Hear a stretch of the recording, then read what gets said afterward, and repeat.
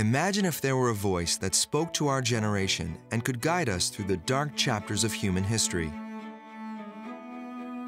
Imagine if that voice could help us think about our values, our society, and our own attitudes and behaviors. Imagine if we could take that voice of human conscience and transform the way our generation learns. We do have that voice.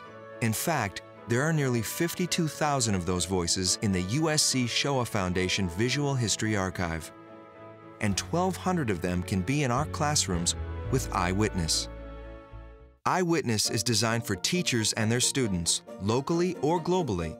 Eyewitness activities address education standards, such as Common Core, and makes learning relevant and engaging. Kids and myself have been raised on video. And so when you can see somebody in video talking about their life experiences, I think naturally we make that connection.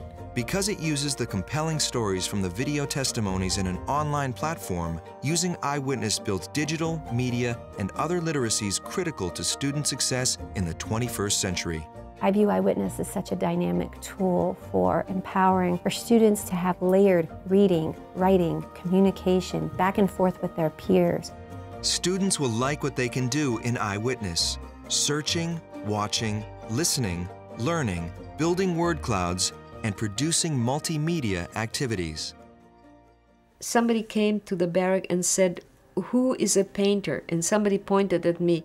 She was at an extermination camp, got out, and then worked for Walt Disney, who makes cartoons that almost everybody knows. She deserves a prize, I guess. By connecting with the eyewitnesses of history, students can have a deeply personal experience and think critically about how these stories connect to the world around them. The eyewitness experience was very interesting. It taught me a lot. If we're ever in a situation like just as small as helping out a friend, we need to step up.